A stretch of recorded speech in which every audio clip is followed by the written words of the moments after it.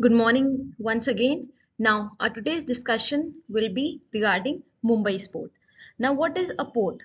Port is nothing but just a parking area for ships और boats. जैसे आपके vehicles के लिए, आपकी cycles के लिए, motorcycles, your cars, we have different parking areas. आपकी cities में अलग अलग जगह parking area बनाई जाती हैं. कभी आप अगर mall जाते हो तो आपको underground में parking area मिलता है allotted. Otherwise what will happen, अगर आप ऐसी रोड पे पार्क कर दोगे then it will create a lot of commotion, traffic हो जाता है, एक्सीडेंट्स डू टेक प्लेस.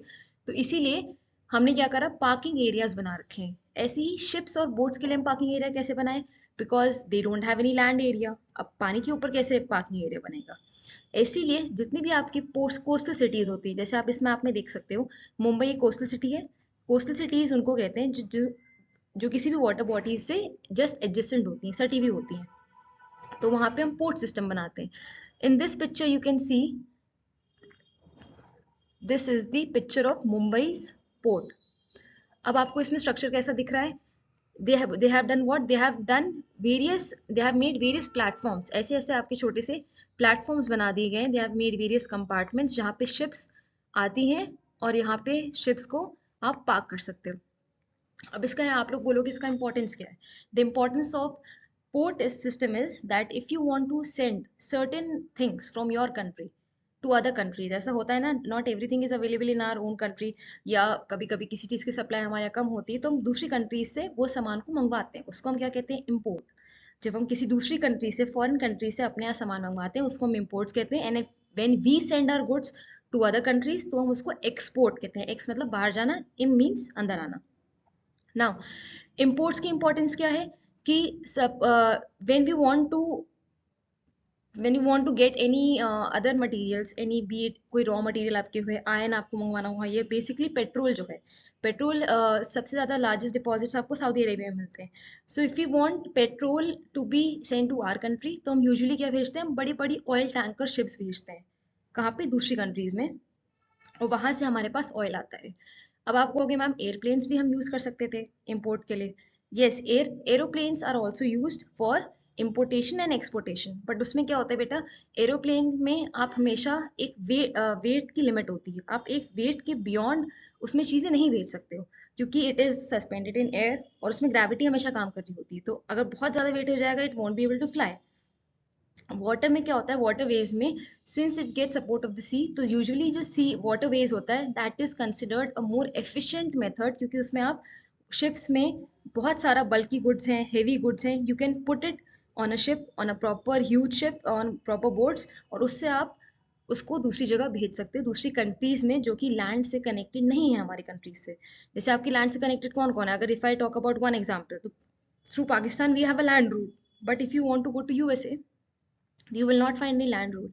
या तो आपको वाटरवेज लेना पड़ेगा या तो आपको एयरवेज लेना पड़ेगा. वाटरवेज क्या करते हैं, ज़्यादा बल्कि हैवी गुड्स को कैरी कर सकते हैं, फ्यूल एफिशिएंट होते हैं. फ्यूल एफिशिएंट मीन्स कि वो suppose you have 1 litre of petrol in your ship, तो वो ज़्यादा डिस्टेंस कवर कर लेगी as compare to an aeroplane. तो जब आप उतनी ही फ्यूल से ज़्यादा डिस्टेंस कवर कर लोगे तो वो आपके लिए फ्यूल एफिशिएंट होता है, and it is the cheapest mode of transportation when it comes to transporting goods from one place to another. That is why ports हम यहाँ पे बनाते हैं आपके कोस्टल एरियाज में. जितने भी ये आपके कोस्टल एरियाज हैं, ये जो पोर्शन है ये सारा आपका कोस्टल एरियाज है. यहाँ पे पोर्ट्स बनाए जाते हैं और जितने भी हैवी बल्की गुड्स होते हैं वो हमारे इंडिया से इसी पोर्शन से दूसरी कंट्रीज में आपके ट्रांसफर होते हैं. Now the next one is the famous Bombay high. अब ये आपका बहुत इंपॉर्टेंट टॉपिक है, अब इसको हम डिटेल में समझते हैं. Bombay High is the largest oil field in India. Oil field means what, the petrol which we use in our vehicles. अपनी कार्स में अभी क्या है, आप we have electronic vehicles also, but largely we are still dependent on petrol for our various needs, basically for our transportation needs. अब हमें वो पेट्रोल मिलता कहाँ से है. If you observe in this picture, जो ओशन की पिक्चर है आपकी, the place where ocean water finishes, आपका ocean water, if you go further down deep in the ocean, तो एक ऐसी प्लेस आती है जहाँ आपको लैंड एरिया मिलता है, उसको हम कहते हैं ओशन बेड. ठीक है, सबसे आज आप डीपेस्ट आपका ओशन आप पैसिफिक ओशन है, उसके नीचे भी आप जाते जाओगे पॉइंट विल कम जब आपको लैंड एरिया मिलेगा, तो उसको हम ओशन बेड कहते हैं. और उसके अंदर आपको पेट्रोल के रिजर्व्स मिलते हैं. अब वो निकाले कैसे जाते हैं, these In this picture you can see this is a picture of Bombay High, जहाँ पे अरेबियन सी में they have set up this entire machinery. अभी machinery क्या काम करती है? They have this drilling system downwards here which goes deep inside the ocean bed. इस ocean bed में वो deep inside जाएगी and then it will drill out the petrol. और वो petrol आपको ऊपर transfer होता है in this machinery. फिर वो अलग अलग refinery process से जाता है और फिर वो market में भेजा जाता है which can be used in form of our petrol in various kinds of vehicles. So this is important क्योंकि पूरे इंडिया में this is the largest oil field. अगर हमारे पास और भी India is not scarce in its oil deposits but हमारे पास बहुत सारी ऐसी प्लेसेस नहीं हैं जहाँ पे हमारे पास ऑयल फील्ड्स हों, otherwise petrol would have been much cheaper. अब हम पेट्रोल को बाहर से मंगाते हैं, हम पेट्रोल को सऊदी अरेबिया से मंगाते हैं, इसीलिए वो हमें महंगा पड़ता है. And that is why the rates of petrol are increasing. If any problem arises in those in the Middle East or countries, तो वहाँ पे पेट्रोल यहाँ पे अगर नहीं भेजा जाएगा then the cost would further increase. So Bombay is one of the important places जहाँ पे आपको ये oil reserves मिलते हैं. तो उन्होंने यहाँ पे ऐसी मशीनरी सेटअप कर रखी है जो oil ocean bed से आपके ऑयल को सक करती है, ड्रिल करती है एंड उसके बाद उसको रिफाइन फर्दर उसमें से इम्प्योरिटीज सब हटाई जाती हैं and then that is readily made available to be used for various purposes. Now, we would be coming to the next topic, which is known as the famous, one of the most famous festival in Mumbai. In Mumbai also we have various जो आपके normal religious festivals होते हैं, be it your Diwali, be it your Eid ul Fitr, be it your Christmas, वो भी celebrate होते हैं. But one important festival which you will find in grandeur will be your Ganesh Chaturthi. अभी आप लखनऊ में भी ऑब्जर्व करो गणेश चतुर्थी यहाँ भी मनाई जाती है, बट इसका ओरिजिन कहाँ से हुआ? इसका ओरिजिन आपके मुंबई से हुआ. So you will find this huge idol of Lord Ganesha and people are surrounding Lord Ganesha to pay their respect, to pray to him for their well being इसमें इस प्रोसेस का प्रोसेस क्या होता है? Everybody brings an idol of Lord Ganesha in their homes. वो उनकी मूर्ति अपने घर पे लाते हैं, उनकी पूजा करते हैं and whatever he likes to eat. One of the most important sweet dish which he likes to eat is your modak. Modak मतलब ये लड्डू ही होते हैं but they are in a momo shape, momo के जो शेप के होते हैं उसी के से मोदक कहते हैं. सो वो उनको ऑफर करे जाते हैं. Then various prayers are chanted in his names.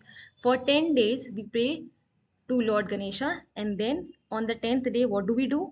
We take his idol and then we immerse मतलब उनका विसर्जन कर दिया जाता है पानी में जो आपका अरेबियन सी है.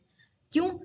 with a hope that next year again he will come to our house and bring prosperity. So this is one of the most important festival of Mumbaikars. आप देखोगे बहुत ज़्यादा ग्रैंडर में मनाया जाता है, बहुत ज़्यादा अलग अलग जगह गणेश जी के बहुत बड़े बड़े आइडल सेटअप करे जाते हैं, वहाँ लोग अपनी प्रेयर्स ऑफर करते हैं एंड ड्यूरिंग द विसर्जन और the immersion time, then people celebrate this immersion and with the hope that the next year again they'll be celebrating Ganesh Chaturthi with the same zeal. Now let us talk about the most interesting topic for you all, which is the street food of Mumbai. जैसे in Lucknow we find various kind of street items. Your Lucknow is famous for its tunde kebabs. Nowadays we are having winters, तो वहाँ पे क्या होता है, morning में you find this makkhan malai, you find various kinds of chaats, pakodis, all kinds of street food you find in Lucknow. But what about Mumbai? You might have had this vada pav in this picture.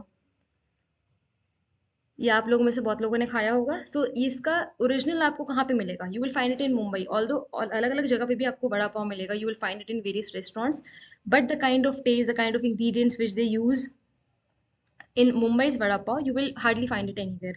तो यहाँ पे ये इसका लोकल स्ट्रीट फूड आइटम है जो इन्होंने खुद invent करा है.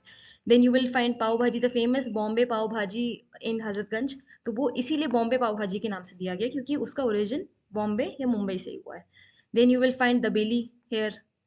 सो these are the various food items of Mumbai. तो जब भी आप कभी भी मुंबई जाएं, so in this chapter you have studied that you can visit various tourist places. अब आपको किसी tourist guide की जरूरत नहीं है. You can visit tourist places of your choice, which we have studied in this chapter. The street foods you are aware of. Now your homework is that you will be studying this topic from your book. You will prepare your doubts and we will discuss them on most probably on 23rd, that is Monday. Thank you so much.